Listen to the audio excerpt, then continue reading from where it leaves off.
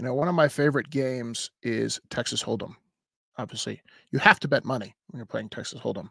The reason I like Texas Hold'em, it's kind of analogous to life. Um, it takes some skill. Sometimes you have to go out on a limb and bluff. You have to play the cards you're dealt. Everyone's heard that phrase before. But one thing that's synonymous with Texas Hold'em is the rules are fair, right? No one knows the dealer, and the dealer's not handing them specific cards to have them beat you every single time, right? So the rules are fair, and based off somebody's skill and how they play their cards, they're the winner. And if you were playing the game of Texas Hold'em, sometimes you were winning hands, sometimes you were losing hands. It's kind of like life, but imagine your opponent kept coming up with pocket aces.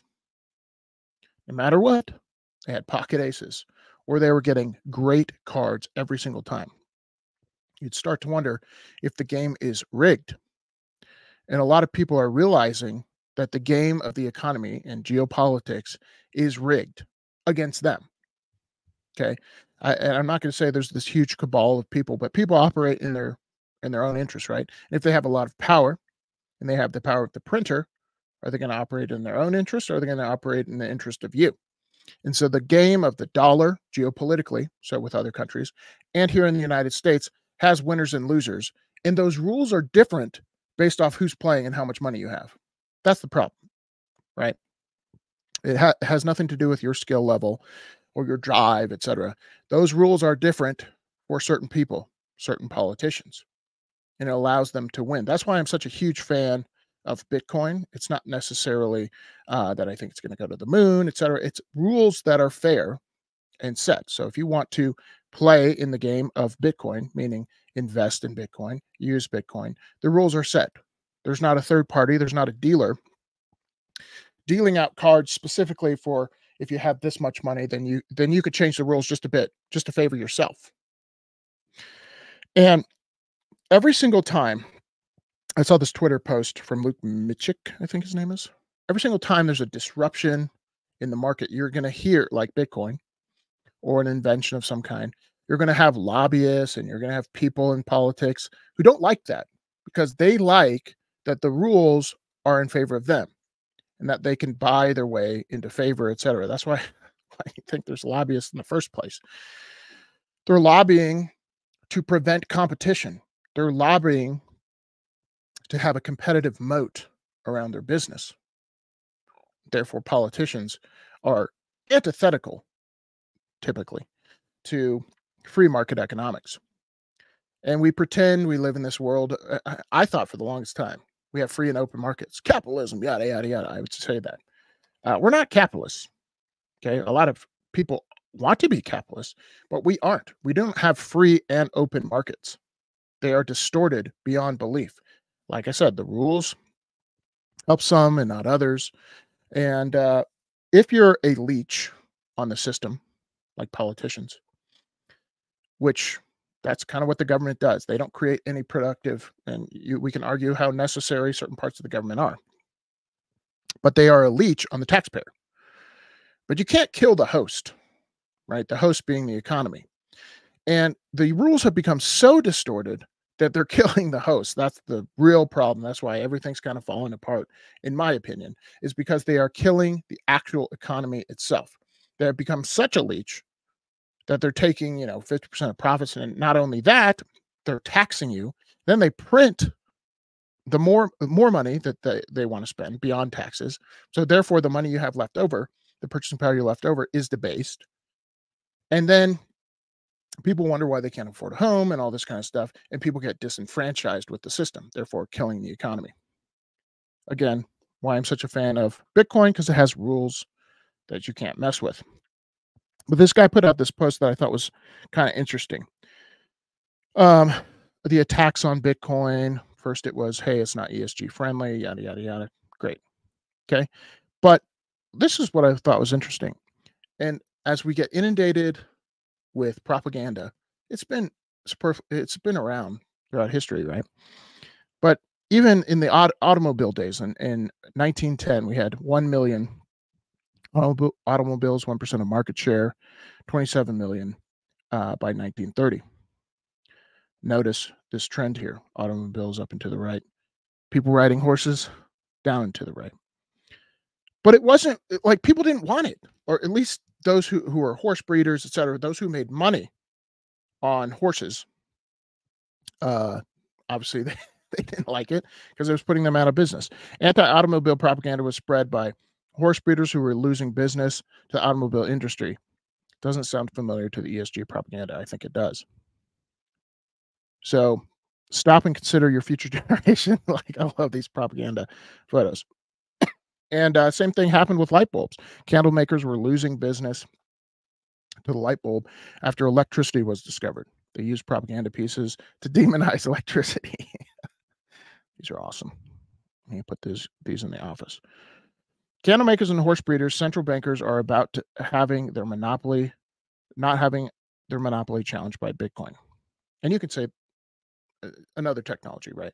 But Bitcoin is the one I like because it's a monetary technology and everything is based off monetary policy. Just like in poker, everything is built on the rules. So if you're betting and the rules are changing every single hand, you don't know the game you're playing, right? And the game we've been playing for the longest time, work hard, save money, yada, all the things we were told, go to school, buy a house, all this stuff. We become debt slaves. And it's because the leeches have killed the host and all these people are becoming disenfranchised. And I've said this so many times. I hope that it doesn't lead to violence, because if you study history, you know, the more people get disenfranchised, the more they lose hope. If they have no hope left, they have nothing left to lose.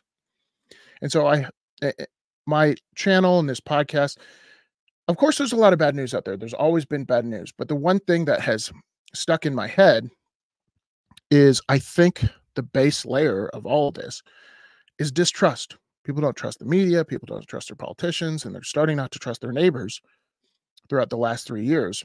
And I think it's because our monetary system and our morals, a bunch of other things, but it rewards cheating. It rewards people who are not doing the correct thing. I've said it before, savers are suckers in this economy. And if you have an economy where savers become suckers, they're the idiots holding the bag at the table, then what does that encourage? Superfluous spending, zero interest rates, yada, yada, yada. Going out on the risk curve, zombie companies, all the things you see in our economy. And so when you see financial news like it's positive, today the stocks went up, yay, we're arguing about a chain smoker who just got diagnosed with terminal lung cancer and they cut back 1 cigarette a day. Okay. Do they still have lung cancer? Is the problem still persisting? So we're talking about buying time, which is great. I'd love to buy time. I don't want the economy to crash overnight. That would be very negative. Some people wish for that. I do not. I want it to happen slowly so people can step off the boat. But where are you stepping off the boat to? Where are we going from here? Right? If you think that the system we're in is crashing and not going to succeed, which 100% chance it won't, it's just a matter of how long it takes, then what are we going to go to after the fact? Is it a CBDC where they set the rules again and they can benefit those even more so and control those even more so who maybe aren't the people they like, or maybe they label them as terrorists, or they'll benefit their friends, etc. Are we going to go to something else? Could that something else be Bitcoin? That's up to you to decide. I think you should do your own research, figure out why I like Bitcoin, because the rules can't change. That's a really powerful statement. The rules cannot change. If you have a monetary system where no one controls the rules, that's a really powerful thing. That gives power to the little guy. That goes back to working hard and saving money is actually productive to the economy. Taking undue risk and changing the rules to benefit your friends and spending billions of dollars overseas without any consequence other than taking your purchasing power away from the middle class and the poor can't happen. I'm not going to say that it does not fix human beings and our willingness to sin, right? But again, the incentives in the system are broken today. And they incentivize cheating. And so what do you think you're going to get? If you're not a cheater, fantastic. You'll lose. You'll lose. and your competition will outcompete you because they're befriending the government. They're lobbying to run you out of business. So who cares if you think that's immoral or unethical? The government has a monopoly on violence. They have a monopoly on the printer. So who cares what you say? That's what I think. That's why I think we're at where we're at. The incentives have been so distorted. The rule makers are making rules that benefit themselves, and people are realizing it. They may not be able to diagnose why, and they blame it on things like, hey, the grocery store is charging me more money, these greedy capitalists. But it's beyond that. It is the money itself. It's the politicians that are distorting the money. Because if it was the grocery store, and I'll give you that. Let's say it was. Why didn't they charge these prices 5 years ago? That's what a lot of people can't answer. If it's the greedy capitalists, if it's the people at the end of the cash register charging you the money for the good or service you're buying, why didn't they charge? If they could charge whatever they want, why didn't they do it 5 years ago? Why are they doing it today? It's the money. Do you think there's this big meeting of all companies like, okay, we're going to up our prices by 10%. No, let's make it 20, Bob. Yeah, that sounds good. Why does it happen all at the same time? It's because the government is distorting the base layer, which is money. All right. Let me know what you guys think in the comments below. I think Bitcoin is the best hope we got for fixing the monetary system today. Could be something else. I'm not saying it's a panacea. That's why I'm such a big fan, because it at least gives me hope that as this system collapses, there's something better in its place. Because I don't see, if that didn't exist, that we wouldn't just recreate what we already have, as we've done throughout history. Fiat currency throughout history has been the thing.